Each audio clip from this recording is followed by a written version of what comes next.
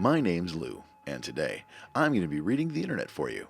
Why? Well, why not? And today's what is going to be a delightful trip to the forums of Rub Maps. Rubmaps.ch, of course, is the website where you go to find out everything you need to know about visiting your local Asian massage parlor. Your local Asian massage parlor. But before we get to that, I just want to thank everyone for supporting the podcast on Patreon. I know I've paused the Patreon while I wasn't recording. I know I have not put out a podcast for a few months, but I'm back to recording. And I had paused the Patreon in order to not charge people while I was not producing anything, but I will be unpausing it for October, which is tomorrow. So by the time this comes out, it will have been unblocked because I'm going to release this as soon as possible. That's about it. If you would like a magnet, of course, Lou Reads magnets are always available. Just let me know by sending me an email to loureads@gmail.com and I will send you a magnet in the mail to Sweet. Recently, I have had requests from Nova Scotia, Pakistan, Germany, and of course, the United States of America. And I'm sending out magnets. So I still have a bunch, so don't feel bad asking, because I already have them and I have all the postage to send them, so request away. So without further ado, let's get right into this episode of Lou Reads the Internet for you. So the first thing we're going to read from Rub Maps, whose website subtitle is Find Your Happy Ending, is in a thread in the Rub Maps forum subforum Massage Parlor Tips for Newbies, in a thread started by ATMSS7 entitled What is the top 5 tops for a beginner? And of course, to remind everyone, this is a forum for men, mostly, who are looking to go to Asian massage parlors for happy endings, which is, of course, a euphemism for masturbation, at a minimum. So, without further ado, the first post goes like this. I know I could have used a quick quote-unquote top 5 list when I first started. Mine would be 1. Just walk in the door. You are not the first guy to go to a massage parlor. 2. Shower, brush your teeth, and wear clean clothes to the AMP, which stands for Asian Massage Parlor. 3. If they ask for 40, give them 40. If they ask for 50, give them the extra $10. It's not a lot of money to you, and you are new. Go with the flow. Talk to the lady. Don't be shy. Smile. Talk a little and compliment her on something. Her smile, her face, her massage. 5. Touch her legs. Don't be shy. Try it. If she pulls back, then stop. If she doesn't, then you are good to go. 1 extra. Fucking relax. It is fantasy. Don't treat it like real life. Keep it light and fun, and remember, this is just an hour-long fantasy. And John Francis adds, 1. Go to window and see who is available. If you don't like girl at window, ask if they have any other girls available. If you like what you see, get a half hour. 2. If you are funky, ask for table shower. If you are clean, get naked and sit on edge of table till she comes. 3. Compliment her on something. Nice smile, nice ass, nice tits. I usually grab her at this point and say something. 4. Rub on her when she is massaging you and talk to her. Ask if she has been busy today. Ask where she is from. Talk to her. 5. Don't be cheap and don't throw too much money at her. I usually keep $120 in pocket and offer that first for everything. They always want more. Tell them that's all you got or offer 20 more if they are hot. Ivan usually gets the works for 40 at the door and 120 to 140 in the room. And Orchard Fan adds, be polite. I've read too many reviews where the monger, which is a self-nickname for people who go get handjobs from these places, I'm not sure, seems pushy about getting their extras sooner than the SP planned. That's service provider, I'm assuming. Remember, this is like working at a fast food/retail place. Many of the employees probably don't want to actually do it. Don't make their day worse for them. And Gopher 1904 writes, be respectful, be kind, be clean, be confident. Always remember these women are human beings deserving of the same treatment as all human beings. Talk to them. Try to make them laugh a little. Try to be a bright spot in their day. It really goes a very long way towards making it a great experience. And Happy to See You adds, just read a local review where a guy says the RA, which stands for Relaxation Assistant, was unfriendly and demanded the tip up front. Reading deeper, you find out he squeezed her tits before the massage started. I think that's why she turned cold. Noobs, be respectful and kind. Get your butt on the table and enjoy the ride. Make her feel comfortable and you'll see the light. And Snoopy206 writes, Yeah, reading about that kind of behavior annoys me. It's clear some dudes feel entitled to immediately start grabbing away and basically treating providers like pieces of meat because they're about to part with some cash. Pro tip: acting like a rapey creeper isn't a good look, nor a viable predictor of good service. And DT2828 replies, actually is a viable negative predictor of good service. A minus 1.0 correlation. And Uncle B writes, 1. Wash ya ass. Kinda goes without saying. 2. Act like you've got some sense. You're a paying customer, but it ain't a meat market. 3. Be complimentary. This is a service industry. If she's doing a good job, speak up. It goes further than you think. 4. Don't bring more dough than you're prepared to spend. A hard dick can lead to an empty wallet quick. 5. Leave a good impression. Every time you visit a parlor, you're already auditioning for your next visit. Don't fuck yourself. And Code Jones 123 writes, I know of one monger who takes the Koran with him and reads to them during the massage. Somehow it works for him. And Biennial writes, this worked for me with a young girl I wanted to bang. When it was, okay.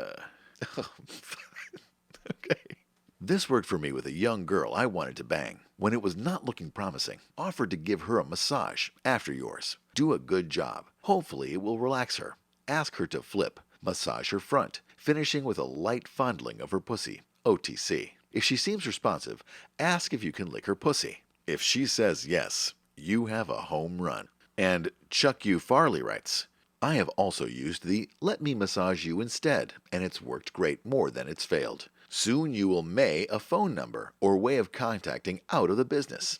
If you get this, try not to be pushy, and it's amazing what doors will open for you. To me, it's almost boring going into a place that you know exactly what to expect. I do like to challenge myself a little.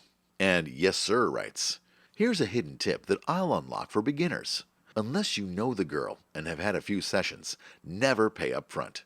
The one and only time at S new place I visited, I was asked to pay up front, and with Vang came horrible service. Rushed, robotic, and just going through the motions. At that moment, they have your money, and they know all you can really do is get up and leave or just complain. Either way, bye-bye money for shit service. I'm just saying, use common sense and feel it out. Thanks. And Wadub writes, most places that you're in for a first time and you look like you might fucking dash will ask for tip up front. It's okay. Providers you see multiple times will stop doing that. My top 5. 1. Don't be nervous. I know, easy to say, hard to do. But not only is your nervousness visible to others, the girls see it too and might think you're police. 2. Know your negotiation limits and general prices. If you're a newbie or act like one, you will see girls trying to take advantage of you. Don't budge from your limits unless you're okay being hustled. Don't be that guy paying $100 for an HJ. 3. Know the routine. Know what to say and not to say. When to grope, etc. This one comes with experience. But if provider is suspicious and won't make a move, you have to make one. Otherwise, you'll be SOL. Don't be timid in places that serve extras. That doesn't mean you grab her by the pussy the first thing. 4. Goes with number 2, but don't be afraid to negotiate tips. It's a two-way business. She wants your money and you want her service. It's a sunk cost for you if you walk out with blue balls. But it's also a sunk cost for her because she will get a lot less money in her hour with no extras. 5. Have fun and do what's fun for you, brackets, within reasonable limits of course. After all, it's why you come to these places and spend money. Routines are okay for learning the ropes, but once you have it down, just relax and enjoy it and try to get your RA to buy in your fun. And DT2828 replies, something that you should definitely consider is how to handle the tip of an FS place, and that's full service.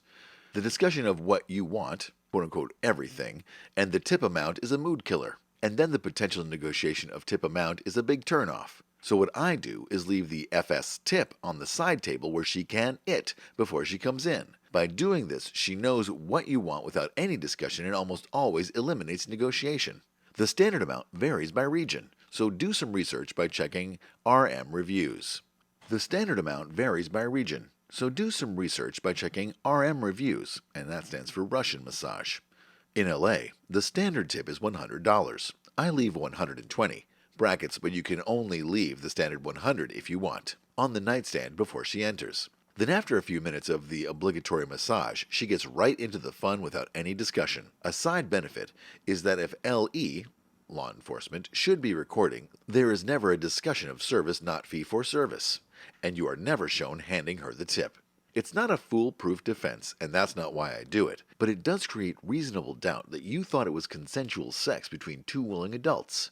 I do it to eliminate the mood-killing discussion of services/negotiation and getting up to reach into your wallet to get the tip before the fun starts. In the years I've been doing this, I have never had a provider try to rip me off by keeping the tip but not delivering the goods, and only a couple of times have they asked for more. I don't do this at HE, happy ending places, because quality of service and fun allowed varies a lot, and the amount I tip varies based upon that. And Wadub writes, the issue with that tactics is that in a new place you can get easily hustled. Since you didn't agree to shit with the provider, she can pocket the money and then just not do full service pretending she doesn't KO what you meant. And yes, I've heard it happen enough times to not recommend it. Now this, of course, doesn't earn repeat clients, but this doesn't stop some of the girls. And Gopher 1904 replies, I've left the FS tip on the table many times and never been ripped off. Never heard of it happening either, but I'm sure it has. In the long run, I figure I have saved several hundred by not being negotiated up. They almost always try to negotiate up if a price has been named, but only once or twice have I been asked for more than what I left on the table, brackets either $100 or $120. Seems that they always want $140 or $160 if it is discussed. For BJ, I leave $80, and have actually got FS a couple of times for that. And DT2828 replies, everyone has their own preferences, but for me, discussing price and especially negotiating is a mood killer and turnoff. If I want an quote-unquote off-menu item such as bareback, then that changes things. I only want standard menu items. The only occasional issue is that I consider 69/DATY, which stands for dine at the Y, which also is a euphemism for performing oral sex on a woman, as standard menu, and some providers do not. I've run across a couple of girls who want more money for that. I pass on it rather than pay extra because I only want to do it with the girls that like it. When they want more, I don't pay. I just do the basics but will not return to her. When it comes to 69/DATY, the girls who like it really like it, and the girls who like it love being rimmed. There are only a few who I trust to rim, but it drives them wild. If you know how to eat pussy and know how and when to throw in the rim, they come big time. Like I said, everyone is different, and that is way. I only said it is something for the OP to consider. And Mitzi writes, I have one, quote-unquote, don't fall in love with your provider. I did and just messed up everything. Now my provider banned me from her parlor, told me to find another parlor and girl and never bother her again. It's not hard to do. If your provider is pretty, brackets she is, and charming, brackets mine is, and popular, brackets mine is, you can grow tremendous affection and a heartache. Mine saw and serviced lots of men, and all kinds of men and young men. I'm old and the jealous type. I made a mess of it all and lost. These providers, no matter what they tell you, they're not looking for marriage or a relationship, although I discovered mine has a favorite romantic customer. I could see the hickeys on her tits and upper shoulders she hid with makeup. If a provider is going to allow a customer to leave love bites on her, that's intimacy. I lost, and my provider, after 5 years of business loyalty, had enough of my drama and ended the tie. It's kicking my ass. It really is. These girls are to make the money and the tips and as much of as they can, and that's through servicing as many men as they can in one day, week, month, and year. Falling in love with a provider is not hard to do, and it happens. Crying emoticon. And we'll go from that thread to a new thread, again in the Massage Parlor Tips for Newbies subforum, in a thread started by Co Jones entitled, Why Do So Many Girls Don't Like Tits Sucked? And it goes like this. So I am confused. I usually go to massage parlors only for a HJ, even when everything is on the menu. Several times the girls will either show their tits or let you touch them, but they never ever want you to suck them. And no, it's not me. I read a lot of mongers here having the same experience. The few that allow it like it, or so it seems. This is more for her pleasure than us, so why do they not want it in general? And B72 writes, If a woman has had kids and breastfed them, they may not enjoy it for several years. My wife did not enjoy it at all after kids. It can take a new mom some time before she is comfortable with her own sexuality again. And touch Tunapa writes, some women are very sore and sensitive before, during, or after their periods. And Lovergirl adds, some guys don't know what they're doing. They suck too hard, and believe me, that shit can hurt. That happens one time too many, and then that provider won't allow it anymore. And Top Trade 303 writes, I agreed with Lovergirl 100%. Some guys suck on nipples like they're siphoning gas out of a car. That must hurt. Much better to softly lick and tickle. And Nadine's a bitch writes, as usual, Lovergirl nailed it. My faves tell me the same thing. Too many guys are too rough with both the hands and the mouth, and hence the no-play policy they sometimes employ. Breasts are wondrous but sensitive things and should be treated accordingly. And FOV writes, some girls like it, some don't. Then there are the ones who are just doing it for the money and aren't into random guys sucking or touching them. Depends on how much you pay them. If you pay them enough, you can suck and they will tell you that you have porn star skills, whatever makes you feel good. Just don't spend more than you should. And Jones123 replies again, I'm talking mostly tongue tit massage. Again, the few that allow it go happy nuts. But why won't more allow a nice lick? I don't understand. I get rough no good. And DT2828 replies, would you like a couple of dozen guys per week, many of whom, oh man, fuck, that's gross. Would you like a couple of dozen guys per week, many of whom haven't brushed teeth since breakfast, slobbering on your tits? Especially with many mongers who only tip $40 no matter what they get. Having said that, I think your numbers are way off. On average, half are cool with it. The younger, hotter ones, under 35 is young for an HJ parlor. Maybe only 25 allow it as they just want to jerk you, collect their money, go home, and have their BF suck their tits. With the older ones, late 40s to 50s, they will often literally lift their tops and bras, pop their tits in your mouth without you saying a word. The older ones are either married in a sexless marriage, where the husbands come home from work and sit down to eat dinner, belching at will and probably ripping off a few farts, then grab a beer, plop down on the couch and fall asleep in front of the TV. Or, when they are single, they find it hard for an average-looking woman at that age to find a date with a guy they are attracted to. The upshot is that many of that age will often get horny at the parlors. I've only gone for a HJ a handful of times this year. At each of the last 2 times, the ladies misread and seemed to think that I had given them a sign as they dropped their yoga pants and panties and sat on my face in 69 position as they jerked me. They wouldn't get up even after I came until I pushed them off. Always brush your teeth. Or at least pop a mint before you go. And then they let you suck their tits.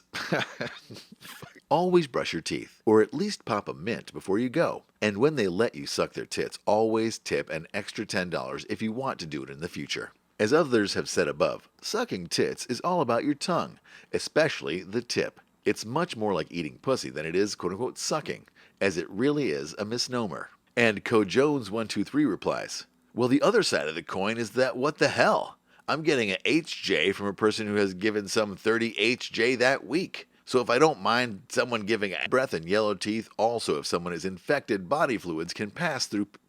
What? Okay. Bad breath and yellow teeth. Also, if someone is infected, body fluids can pass through people's systems. And Jones123 replies, true, but then why the fuck do these girls allow bare BJ and guys eating them out? It doesn't make any sense. Sorry. And DT2828 replies, with all due respect, you are not going to get an answer here. 1. You're asking a question that only providers can answer, so all we can give you are our opinions based on our experience. 2. Your premise may, in fact, not be typical. A. My experience is that the number that allow their breasts to be quote-unquote sucked is much higher. B. The HJ girls that I have eaten... B. The HJ girls that I have eaten all allowed breast quote-unquote sucking, and the one HJ girl that did BBBJ, which stands for bareback blowjob, allowed breast quote-unquote sucking. Maybe before asking the question you have asked, you should test your premise by asking what percentage of our HJ providers allowed breast quote-unquote sucking. Again, I say this with all due respect, and I'm not trying to be snarky. And Sobalo559 replies, I remember a civvy, brackets non-Asian, that said unless I was willing to suck her tits hard, not to even bother with them. It seemed that was one way of getting off. I've never had anyone wanting it hard on her nips, and I mean super hard sucking. And Big153 adds, I guess if a girl had 5 to 8 guys playing with their nipples almost every day, they would get sore, and like other people said, on their period is difficult. I love Asian women nipples, and am a fan of playing with them. I try to be gentle.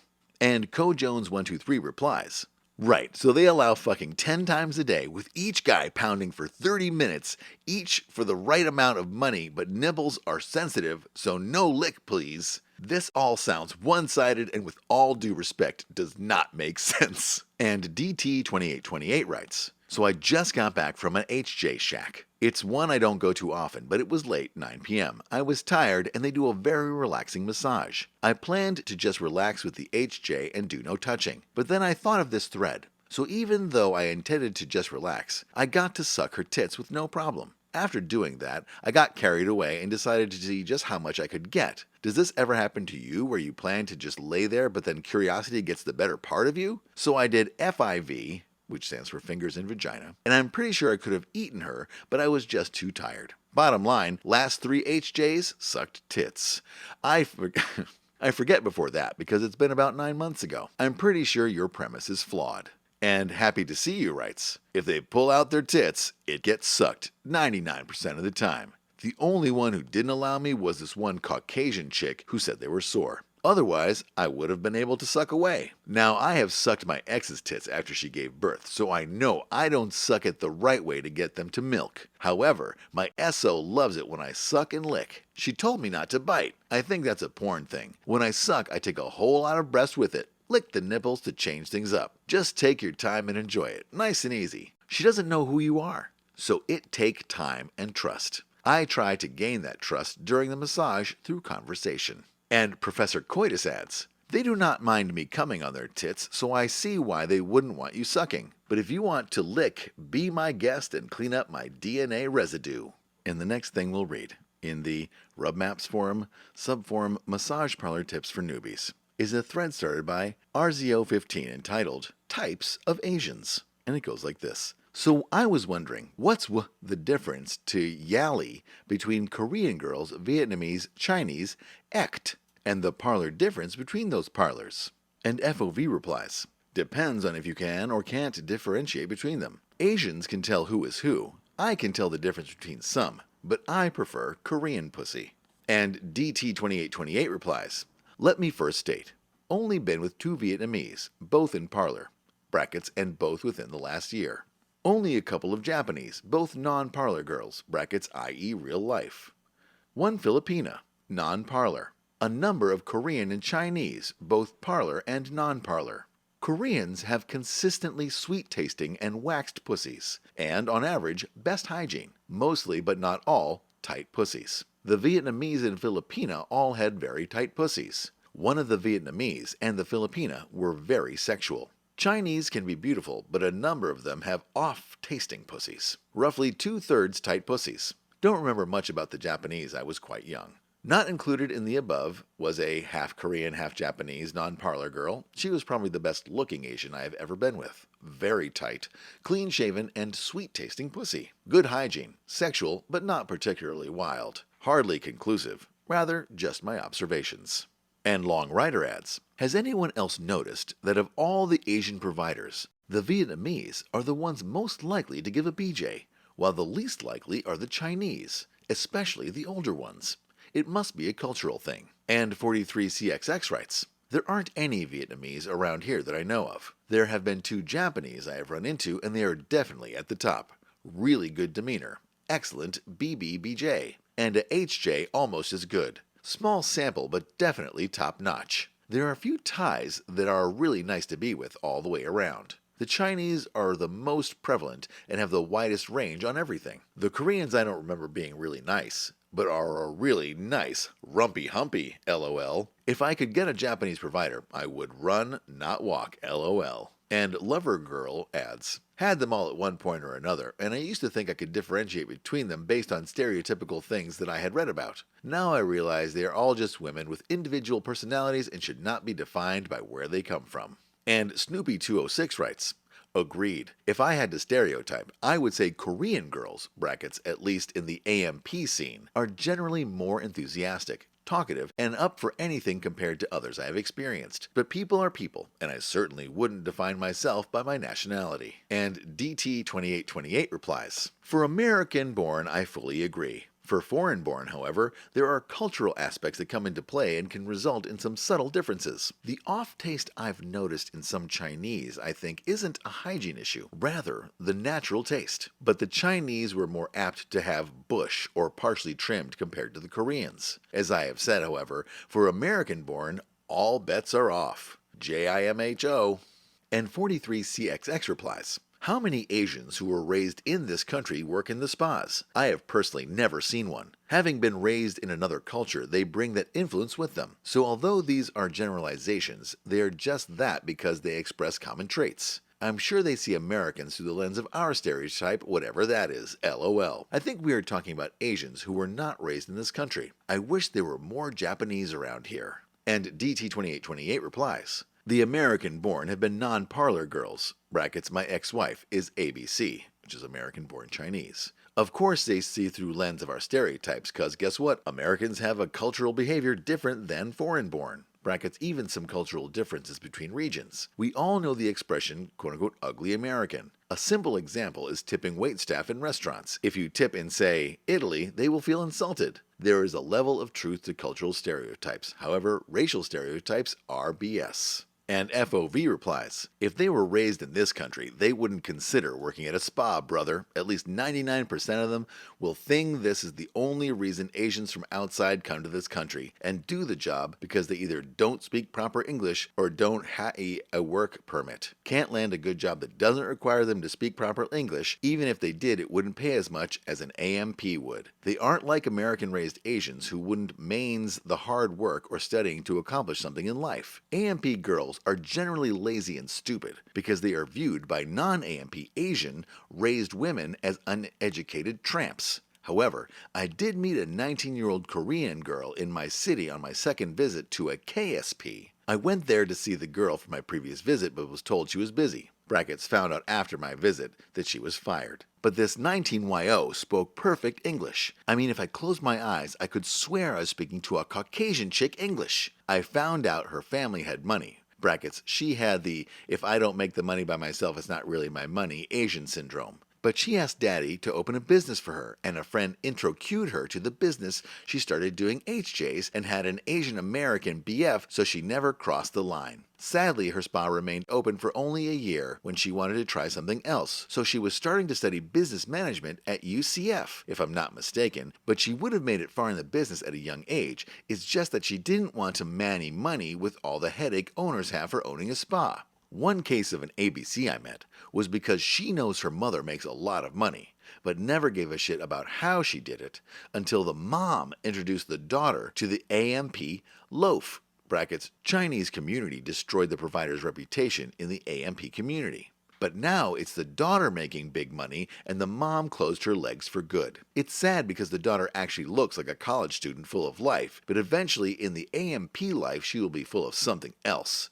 She hasn't provided a massage for me ever, so I don't really count her, but I've only seen the one Korean chick. Chances of meeting an ABC in this business is very difficult, but meeting an ABC owner isn't. That's another topic. And Aw Man writes, there are some college girls that work it for the money. I met one in MN of all places, Minnesota. Young as F and good looking. She was going to school. Here Auntie was showing her the ropes. She did not offer any HE at the time. Happy ending.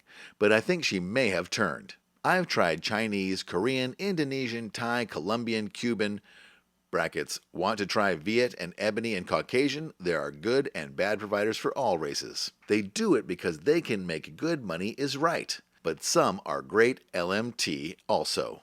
And LMT stands for Lick My Twat. And Happy to See You finishes the thread by adding, my ex was Chinese, brackets, so am I, dating a Viet chick now. I've fucked Korean, Japanese, Taiwanese, and Caucasians. I've not had a Latina yet. Bracket on my bucket list though. I find that Chinese are most accommodating to my wishes, but tend to have a full or trimmed pussy. Viets are the best when it comes to doing the nasty stuff and have trimmed to shaved pussy. The MILF of each will have trimmed pussy. But I'm a tits man, so I'll take any with darker eraser nipples and C+ cups. And we'll go from there to another thread in the Massage Parlor Tips for Newbies, in a thread started by Blueberry, entitled, How to Show That One Is Not LE, which stands for law enforcement. And it goes like this. Hi all, I'm new to all of this and I have a question that doesn't seem answered in the forums. Is there a surefire way to demonstrate that one is not LE? Or to put it another way, is there something an individual can do that the police would not legally be able to do, thereby eliminating all doubt on the part of the provider or MMS? I don't know what that means. It must be masseuse. I have read that it is a good idea to, of course, be completely naked and perhaps not drape with the towel provided. I ask because I am a youngish 53-year-old, 6 feet tall, keep myself in good shape and have very short, almost military-style hair. In other words, I probably fit the profile of LE. I don't want everyone in the place or my provider to immediately be suspicious. Thoughts? And Hermanger writes, generally, a swastika tattooed on your chest works. And Bald Beaver Eater writes, throw down some cash for the MMS PPS. When the provider gets in the room, make out with her right away or start feeling her up when she starts massaging you. And Happy to See You replies, walk into the shop naked. No place to put your badge. I think 53 is too old to be an LE stinger. But if you think so, and Touch Tunupa writes, as long as I've been doing this, I'd like a serious answer too. I'm a quote-unquote youngish 63, ha ha ha ha, and still sometimes feel, brackets at places I'm new to, that they're thinking I might be LE. Sounds silly at my age, but it might answer why some places are hit or miss. One guy reports, quote-unquote, it's great and, quote-unquote, everything's available, then you go there and get all kinds of weird vibes and no action, even when you wave cash at them. And Tacky Brady adds, sometimes the girl herself will do a quote-unquote LE check. She may graze her hand across your backside, or even your quote-unquote front side. Maybe even grab your crotch as you get into the room. Your response should not be to jump back or act surprised. Your response should be to smile at her and repeat the maneuver to her, or grab her in an embrace and grab a handful of her ass or breast. Barring that, as you meet with the girl showing you to the room, a polite compliment on her appearance and your arm around her waist with maybe a hand dropping to the butt cheeks shows her you are here for extras. Be respectful though. If this is your first time with a provider or spa, don't grope her in the doorway or hallway unless she starts it. And Big Shirty adds, I usually get naked facing up with a towel, and when they tell me to face down, I make sure to move the towel so they can see my junk. LOL, and I put my hands at the top of the massage bed above my heads. And if they bump their legs or body into my hands, it's usually a sure thing. If they move my hands to the side, it's a sad no-go. And Please Rub It adds, here's my 2 cents. Get naked. Talk specifics about your job, not the actual company, but details such as, quote-unquote, I've been driving all day and need to relieve some stress. Caress their legs when face down. Make, quote-unquote, pleasured sounds when they get near your junk. Indicate if you've been to the shop often and that you get frequent massages. Let the towel slide off on the flip. Even legit providers will simply place it back without complaint. All of the above signals that you are not LE to a provider. And Sobalo559 writes, I saw this fine-looking K-girl. She said she would lay her hand palm down just above your crotch. Then if the monger laid his hand over hers, and if he moved hers down towards his crotch, she would then proceed with the HE. If no movement, it would turn out to be only a legit massage. And we'll finish this episode by reading one final thing from the Massage Parlor Tips for Newbies subforum, written by Mikey98, entitled, I have a micropenis, and I want to try parlors for the first time.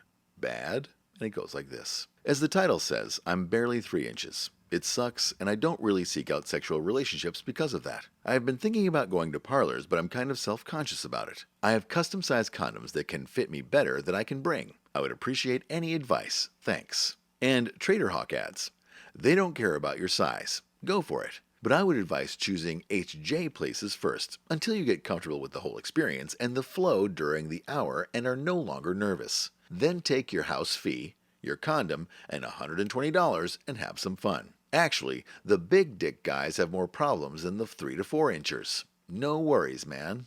And Lovergirl adds, they welcome my clitoris, so I can't see an issue with them accepting a micro dick. And DT2828 writes, read reviews and look for the providers that are described as having a gentle attitude. Avoid ones who seem focused on money, or the ones who seem to be on the wild side. When you identify a few potential ones, you may want to PM a reviewer for more information on her personality. When you see her, be upfront about your insecurity on penis size. After you do the weeding out process and down selected to a few providers, you will be surprised just how kind many of them can be. She will be willing to show you things that you can do for them besides just with your penis, and can help you develop your oral skills. Most women come much more frequently with oral rather than penis and vagina, brackets PIV, anyway.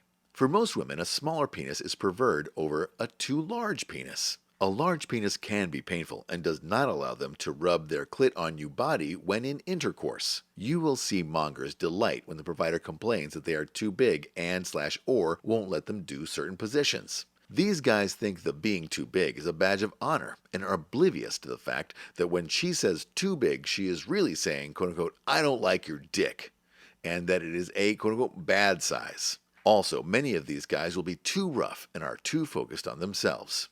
Being considerate and learning to do things they like will make you preferred over many selfish mongers who are oblivious to the girl's signals. Good luck, chill, and have fun. And Emil4444 replies, that micro wiener will score a perfect 10 at most places. You will become a welcome sight. And Jerry's23 writes, guys with big dongs might not agree, brackets saying small guys have that pee-pee envy. But I joked with the Korean provider about how big my cock was before she saw me undressed, and boy, did I ever get the old stink eye. Quote unquote, no way, no way. She was quite relieved when she saw me in my birthday garb. And DT2828 replies, there was an interesting study on preferred dick size.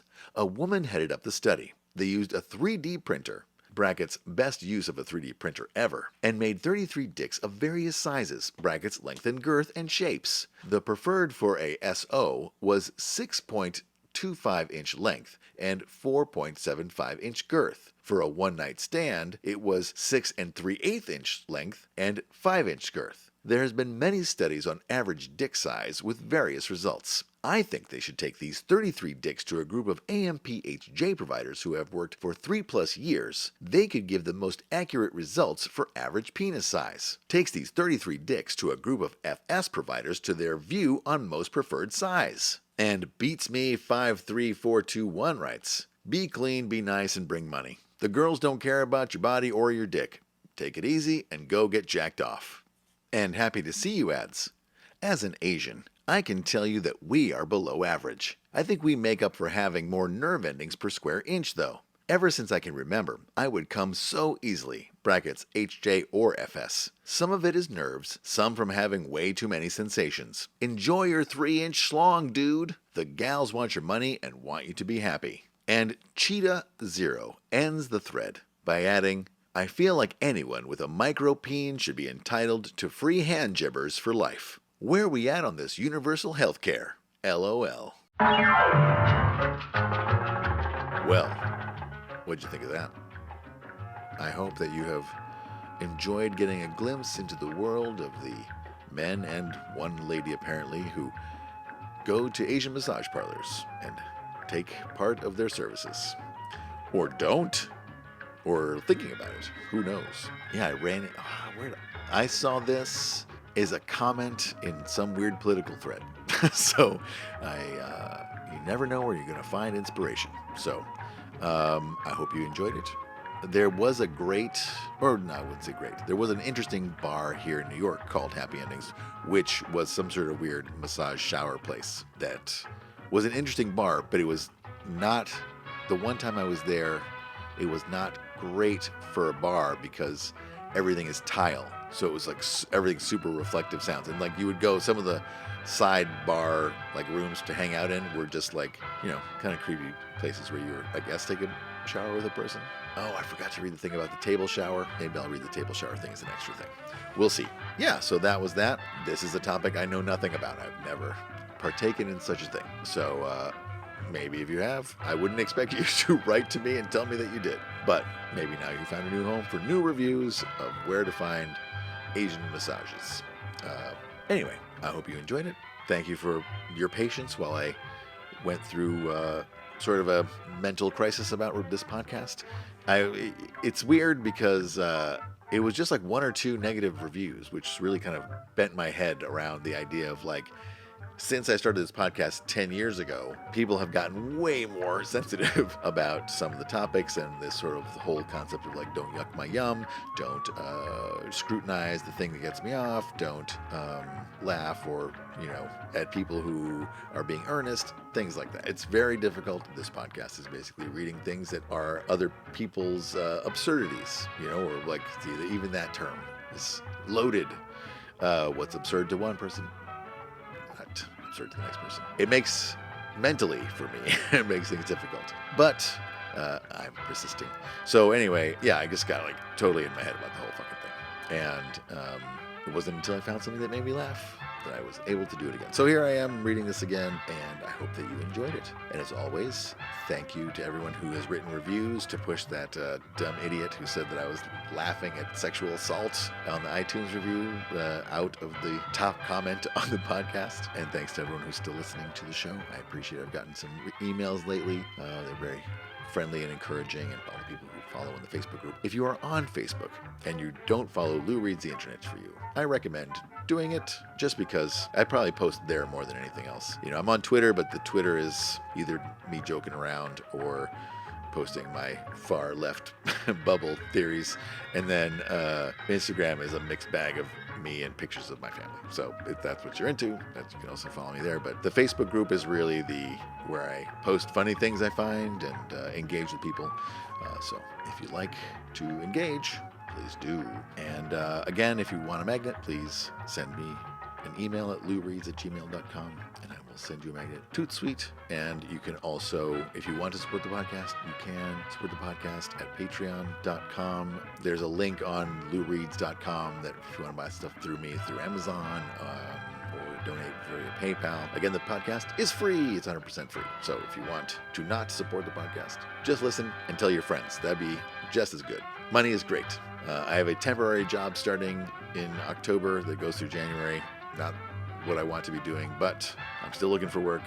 It's amazing. I can't use this podcast as an example of any of the work I've done, which is awful for me. So also, if you want me to be on your podcast, I'm more than willing to come and talk on your podcast or collaborate with other people who want a guest, whatever. Just let me know. Again, same email address, loureads@gmail.com. I'm always up for stuff. And that is going to do it for this episode of Lou Reads the Internet for You. I hope you enjoyed it. And without further ado, my name's Lou. This has been Lou Reads the Internet for You, Rub Maps Edition. We'll see you soon. Bye-bye.